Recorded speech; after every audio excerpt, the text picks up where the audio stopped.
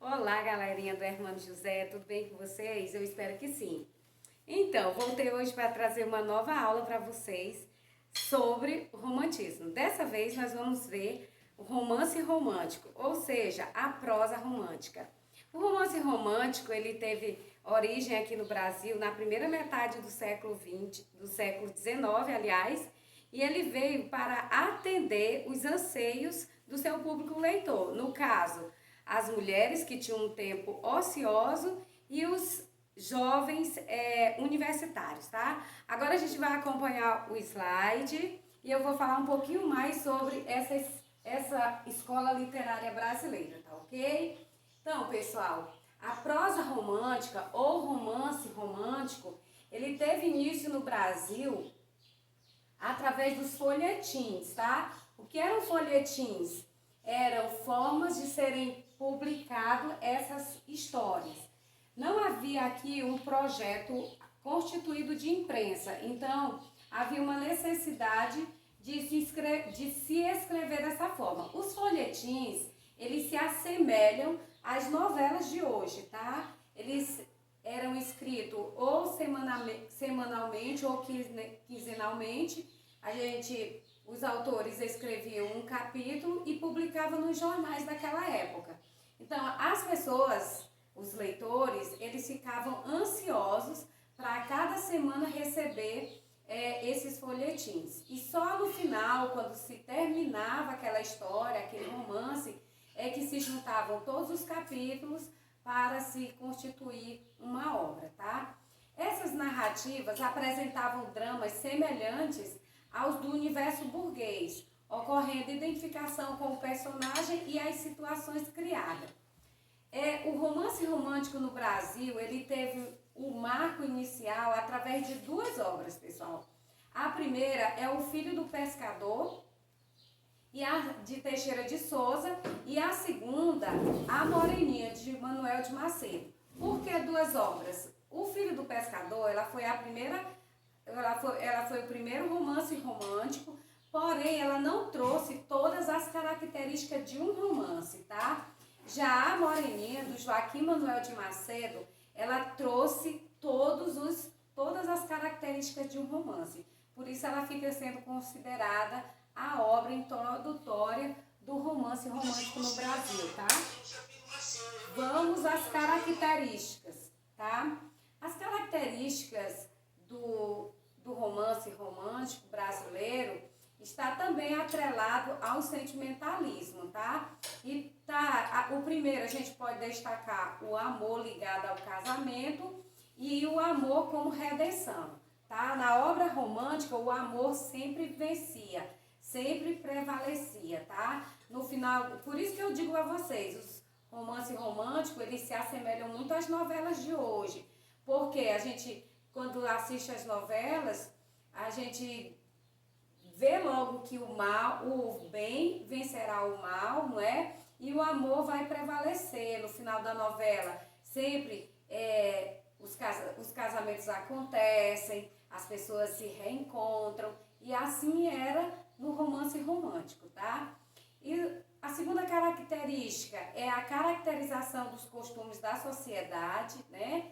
Principalmente nos romances urbanos, houve a evidência desses costumes sociais, tá? Mostrando principalmente o comportamento da burguesia carioca.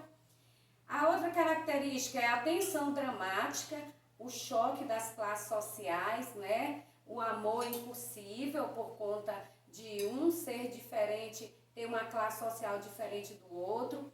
A idealização da mulher, quase sempre como pura e intocável. A mulher do romance romântico, ela continua igual à mulher da poesia, não é aquele ser sobrenatural, um anjo, cheio de qualidades divinas. Assim a mulher era vista dentro do romantismo. A universalização, representar vivências e valores universais a partir de vivências e valores individuais das personagens, tá? Nós vamos ter aqui temas universais.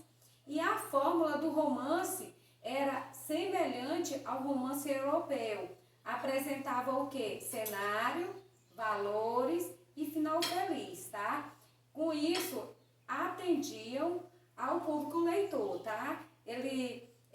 essa questão da fórmula do romance romântico, ele era tão forte que alguns autores tiveram que mudar o final dos seus romances para atender o desejo do público leitor, tá? Contexto histórico. Contexto histórico do romance não vai se diferenciar muito do contexto histórico da poesia. A família real, ela chega ao Brasil em 1808 e vocês sabem que até o século XIX o Brasil era apenas colônia de Portugal. Depois que a família real veio para o Brasil, houve assim um crescimento admirável, né? Logo que o rei chegou, ele fundou a primeira biblioteca nacional, ele fundou o primeiro teatro nacional, uma vez que ele era apaixonado por essa arte. Ele fundou logo as primeiras universidades, foi quando os jovens brasileiros tiveram a oportunidade de estudar aqui mesmo, né? E todo esse crescimento estrutural que o Brasil passou só ocorreu por conta da chegada da coroa ao Brasil. Em 1808 a 1821, houve a abertura dos portos às nações amigas, né? A abertura dos portos também foi muito importante. As instalações das bibliotecas e escolas de nível superior e a atividade editorial. É bom a gente lembrar que o romantismo também foi importante porque foi a primeira escola a ter os seus textos publicados aqui mesmo no Brasil. Porque as obras publicadas durante o quinhentismo, o barroco e o arcadismo, todas elas iam para Portugal e lá elas passavam por um processo de editação. Se o rei achasse que não devia publicar aquelas obras, as obras não iam publicadas. E o romantismo foi a primeira escola literária a ter as suas obras publicadas aqui mesmo no Brasil. Em 1822 ocorre a proclamação da independência, que é uma das principais características daí, dessa situação social que o povo brasileiro viveu naquela época, que vai nascer essa necessidade de criar uma literatura autêntica e brasileira, tá certo? Aqui a gente tem a Moreninha, eu fiz questão de destacar ela aqui nesse slide. Ela é a primeira obra considerada romântica no Brasil.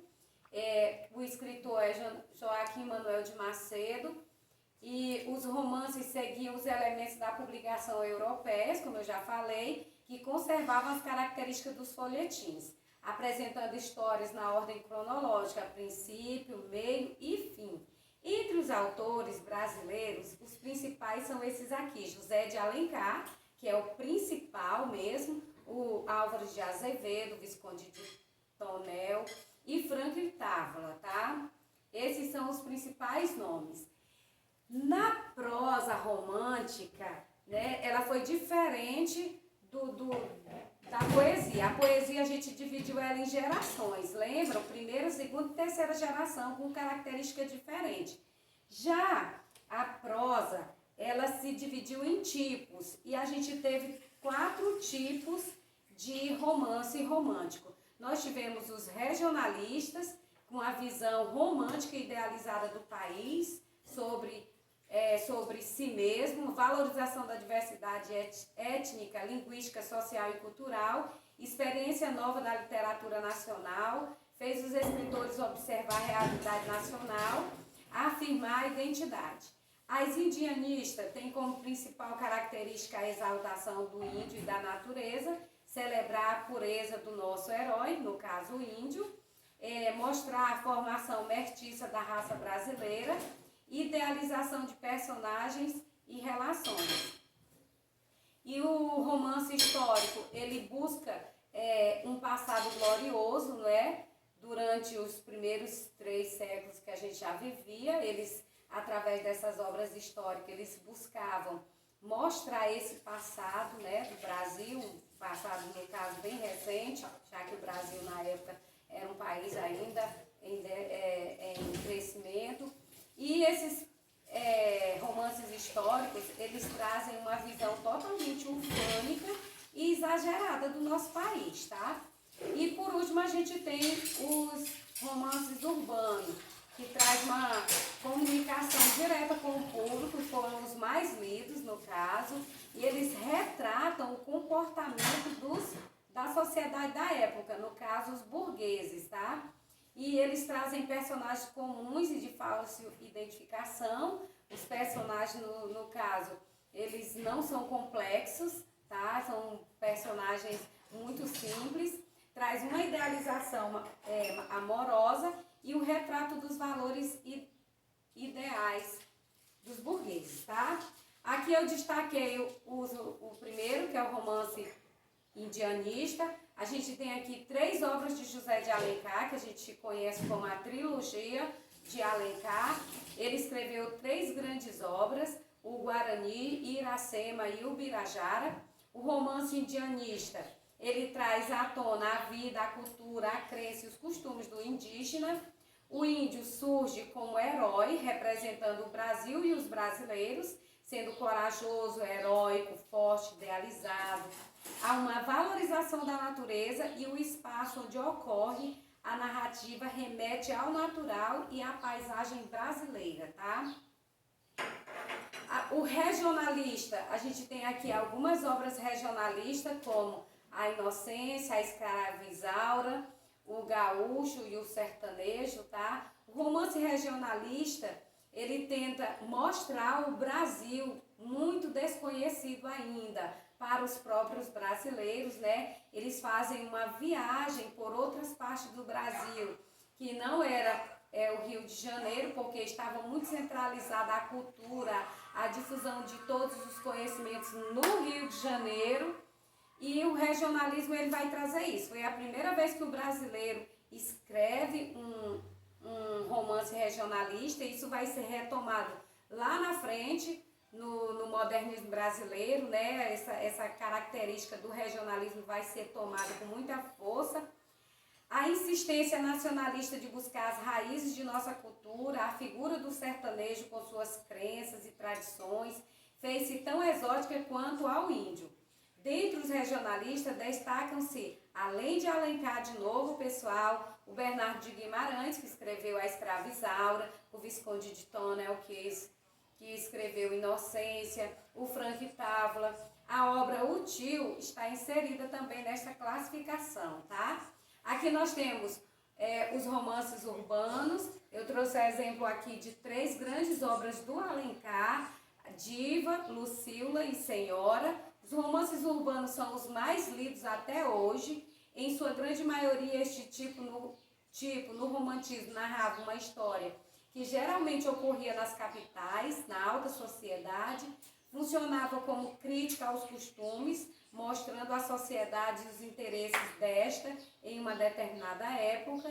Os heróis e heroínas destes romances faziam ou não parte desta alta sociedade e tinham que superar várias barreiras para a felicidade e a realização do amor e do casamento, que redimia as personagens de todo o mal e imoralidade que elas pudessem ter, tal como os outros tipos de romance romântico. Pessoal, eu super indico vocês a lerem algumas dessas obras, né? Alguns desses romances. A Senhora, ela é excelente, né? José de Alencar, ele teve uma preocupação muito grande com a figura feminina, porque ele escreveu muitas obras em que as mulheres eram personagens principais, numa época em que a mulher não tinha vez nem voz. José de Alencar, ele deu oportunidade para que a mulher se expressasse, ainda em um tempo que ela ainda não tinha conseguido ter esse direito, tá?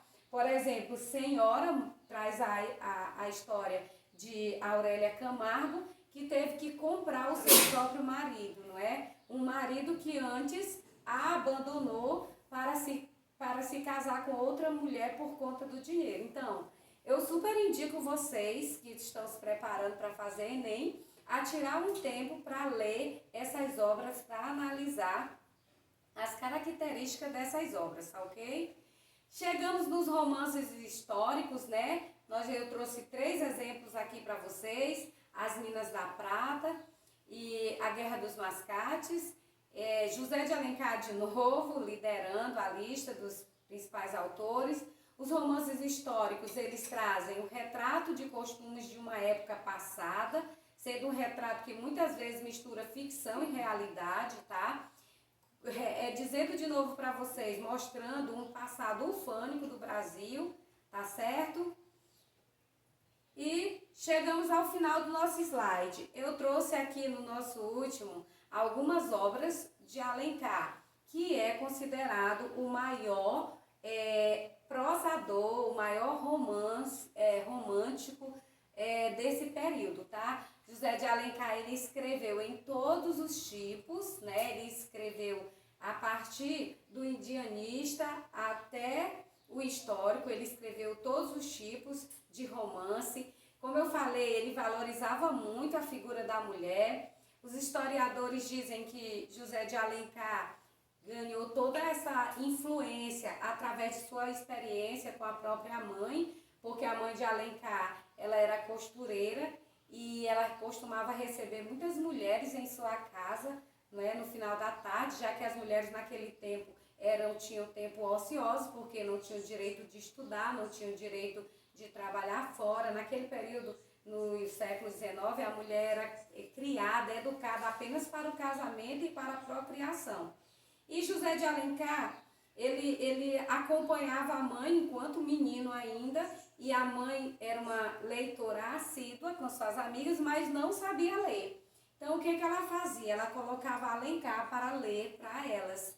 E todas as tardes ele tinha a incumbência de sentar com uma roda de mulheres e ler as obras românticas de outros autores. E a partir daí esse cara se tornou um dos maiores, né? Porque ele escreveu, eu li uma parte de um escrito dele, que ele disse que algumas vezes ele tinha que parar a leitura e contemplar aquelas mulheres chorando de emoção ao ler algum romance, né? E isso rendeu ao José de Alencar a sua maior característica.